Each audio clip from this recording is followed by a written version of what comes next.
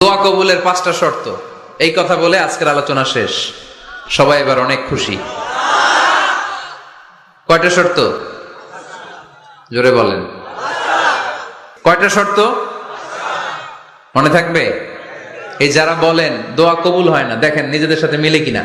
এই 5টা শর্ত যদি পাওয়া যায়, মুহূর্তেই আপনার দোয়া আরো সে যে নক করবে। 1 নাম্বার শর্ত আকলুল হালাল, হালাল খাওয়া। কি খাওয়া? আমরা দুইটাই খাই, হালালও খাই হারামও খাই। বেশি খাই কোনটা? হ্যাঁ, কি খান? আমি কই নাই কিছু, আপনারাই কইছেন। নিজের উত্তরে নিজে ধরা না। হারাম খেলে তো দোয়া কবুল হয় না। লা ইয়াদখুলুল জান্নাতা জাসাদুন গুযিয়া বিল হারাম। ওই দেহ কখনো জান্নাতে যায় না যে দেহ হারাম খেয়ে বর্ধিত হয়েছে।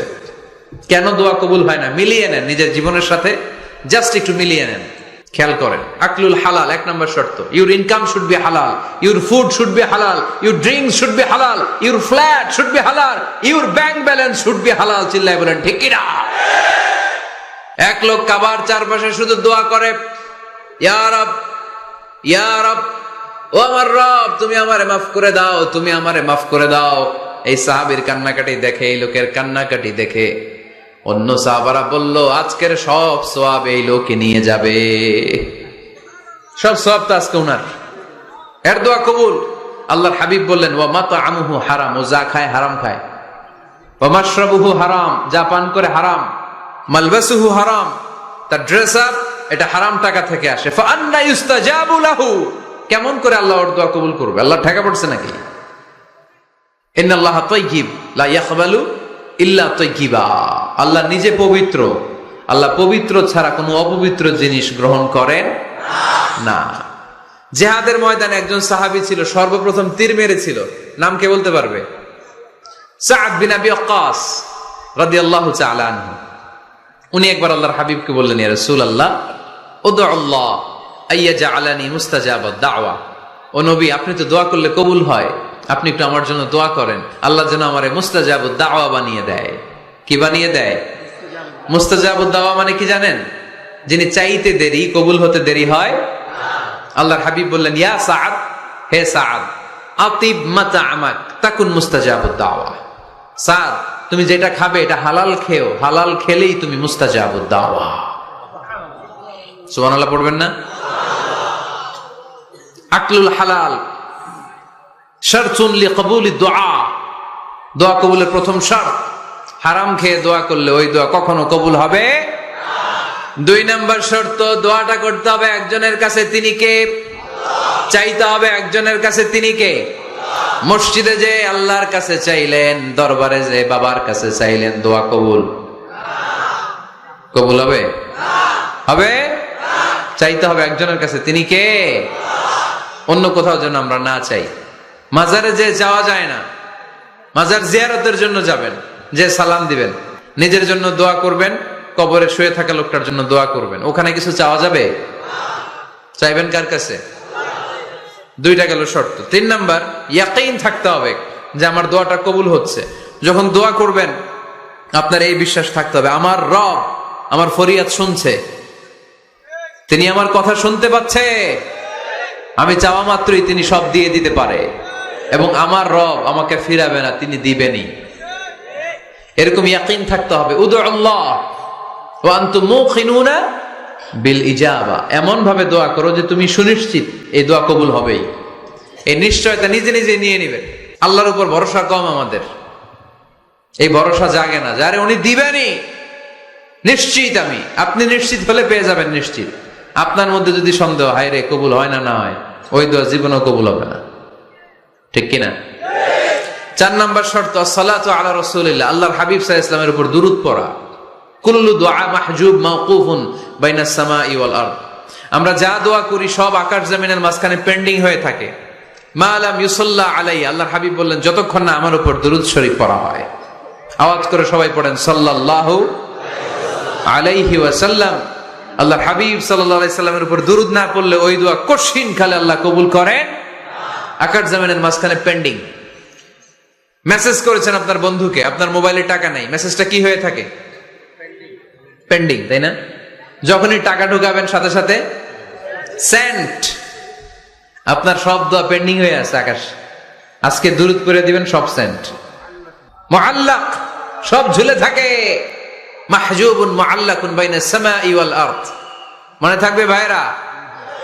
5 নাম্বার সর্বশেষ শর্ত হলো মুওয়াফাকাতুদ দুআই বিদ-দাওয়াব। শুধু দোয়ায় কাজ হয় না, দোয়ার সাথে মাঝে মাঝে দাওয়ারও দরকার আছে না নাই? দোয়াও লাগবে, দাওয়াও লাগবে, ঠিক কিনা? আপনার ছেলের জন্য আপনি দোয়া চাইতে আসলেন, হুজুর দোয়া করেন। অনেকে কলম নিয়ে আসে আমাদের কাছে, কলম। আমি ভাবছি আমারে গিফট করবে, পরে কয় না, গিফট না, ফু দিয়ে দেন। ফু দিয়ে দেন কেন? আমার ছেলের পরীক্ষা, আপনার ফু পাইলে গোল্ডেন এ প্লাস। আমি কই সর্বনাশ, লেখাপড়া না করলে ডবল জিরো পাবে, দোয়ায় কাজ হবে না। আগে পড়াশোনা করতে হবে, তারপরে দোয়ায় কাজ হবে, ঠিক কিনা? দোয়াটা ভ্যালিউ অ্যাড করে, ইট অ্যাডেড দ্য ভ্যালিউ। কিন্তু আগে লাগবে লেখাপড়া, আগে লেখাপড়া। অসুস্থ হয়েছেন, খালি দোয়া চাইতেছেন। চিকিৎসা নেয়া বড় সুন্নাহ। আল্লাহর হাবিব সাল্লাল্লাহু আলাইহি ওয়াসাল্লাম অসুস্থ হলে চিকিৎসা নিতেন। সুবহানাল্লাহ পড়েন। দোয়ার সাথে দাওয়া লাগবে। এক ছেলে পীর সাহেব হুজুরের কাছে দোয়া চাইছে, হুজুর আমার সন্তান নাই, আল্লাহ যেন একটা ছেলে দেয়, দোয়া করেন। হুজুর দোয়া করছে, ছেলে হয় নাই। পরের বছর আবার দোয়া, হুজুর দোয়া করেন আল্লাহ যেন ছেলে দেয়, ছেলে হয় নাই। তৃতীয় বছর আইসা বলে, হুজুর দোয়া করেন, ছেলে হয় নাই। পীর সাহেব হুজুর মনে মনে কয়, ঘটনা কি? ওর ছেলে হয় না কেন? জিজ্ঞেস করলো, বাবা তুমি কি বিয়ে করছো? কয় না, বিয়া তো করি নাই। পীর সাহেব হুজুর বললেন, আগে বিয়েটা তো করবি, তারপরই না সন্তান। তো বিয়ের পর্বটা তো সারো, তবেই না সন্তান পাওয়া যাবে, ঠিক কিনা? দোয়ার সাথে দাওয়া লাগে। আল্লাহর হাবিব সাল্লাল্লাহু আলাইহি ওয়াসাল্লামের আঙ্গুলে একবার বিচ্ছু পোকা কামড় দিল, প্রচন্ড ব্যথায় বিশ্বনবী কাতরাচ্ছেন, রেগে গেলেন আর বললেন, ও বিচ্ছু, মানুষও চিনোস না, নবীও চিনোস না, কোথায় কামড় দিবি, জায়গা পেলি না। কিন্তু বিশ্বনবী ব্যথা পাচ্ছেন। আম্মা জান আয়েশাকে বললেন রাদিয়াল্লাহু তাআলা আনহাকে বললেন, লবণের পানি নিয়ে আসো, গরম দাও, ঢালো। উনি আরাম পাচ্ছেন আর সূরা ইখলাস পড়ে ফু দিতে লাগলেন, ফাতিহা পড়ে ফু দিতে লাগলেন। গরম পানি ঢালা শেষ, ফু দেওয়া শেষ, আঙ্গুলের ব্যথাও। দেখছেন কি কম্বিনেশন? দোয়াও লাগে, সাথে সাথে কি লাগে? দাওয়াও লাগে। দোয়া আর দাওয়া দুইটার সমন্বয়ে আপনাকে সফলতা দিবে কে? সফলতা একজনই দেয়, তার নাম জোরে বলতে হবে, তিনি কে? ব্যবসা যদি মন্দা থাকে, ব্যবসায় সফল হতে চান, সফলতা এনে দিবে কে? বিসিএস পরীক্ষা দিচ্ছেন, রিটেনে পাশ করেন না, পাশ করায় দিবে কে? বিয়ের ব্যবস্থা হচ্ছে না, ব্যবস্থা করে দিতে পারে কে?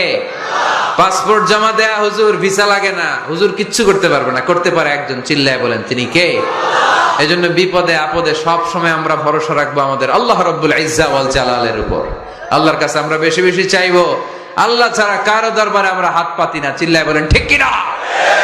আমরা ফকির একজনের দরবারে, ঘাটে ঘাটে আমরা ফকির হইতে রাজি না, আমরা একজনের দরবারে ফকির। দরবারটা কার? দোয়া একটা শিল্প। যে টিপস গুলো শিখাইলাম আজকে, এগুলোর আলোকে আমরা যেন দোয়াটাকে আত্মস্থ করতে শিখি, যাতে দোয়া করার সাথে সাথে এই দোয়া আরশে কবুল হয়ে যায়। দয়াময় রহমান শেখালেন কোরআন, বানালেন ইনসান, শেখালেন বায়ান। দয়াময় রহমান শেখালেন কোরআন, বানালেন ইনসান, শেখালেন বায়ান। দয়াময় রহমান শেখালেন কোরআন, বানালেন ইনসান, শেখালেন বায়ান। সুবহানাল্লাহ পড়ে। দয়াময় মেহেরবান, তিনি রহমান। এজন্য দোয়ার শুরুতে তারা ডাকেন, বলেন ইয়া রহমান। সবাই পড়েন ইয়া রহমান, ইয়া রহিম, ইয়া গফুর, ইয়া গফফার, ইয়া সত্তার, ইয়া জব্বার। দোয়ার শুরুতে এই নামগুলো ধরে ধরে যদি আবেগ নিয়ে, ভালোবাসা নিয়ে আল্লাহরে ডাকেন, দোয়া কবুল করে নিবে কে? এই দোয়ার মাঝখানে যদি এক ফোঁটা চোখের পানি ফেলতে পারেন, কবুল হবে? কবুল করবে কে? চোখের পানি ফেলবার চেষ্টা করবেন। নিজেকে যত ছোট করে আল্লাহর কাছে উপস্থাপন করা যায়, যত ছোট করা যায় নিজেকে। আল্লাহর হাবিব সাল্লাল্লাহু আলাইহি ওয়াসাল্লাম মহাবিশ্বের শ্রেষ্ঠতম মানুষ, তিনি দোয়ার সময় আল্লাহরে বলতেন, আল্লাহুম্মা ইন্নী আবদুক, আল্লাহ আমি আপনার দাস, আমি আপনার গোলাম। ওয়াবনু আবদিক, গোলামের ঘরের গোলাম। ওয়াবনু আমাতিক, দাসীর ঘরের গোলাম, বান্দির ঘরের গোলাম। আমার বাবা আব্দুল্লাহ আপনার গোলাম, আমার মা আমেনা আপনার দাসী। সুবহানাল্লাহ পড়বেন না? কিভাবে নিজেকে ছোট করতে হয় আল্লাহর হাবিব সাল্লাল্লাহু আলাইহি ওয়াসাল্লাম ছোট করতেন। গুনার কথাগুলো স্মরণ করবেন, আল্লাহরে বলবেন, আল্লাহ আমি ছাড়া তোমার অনেক বান্দা আছে, কিন্তু তুমি ছাড়া আমার আর কেউ নাই, ঠিক কিনা? এভাবে যত ছোট করে নিজেকে উপস্থাপন করা যায় দোয়াতে, এই দোয়া কবুল করে নেবে কে?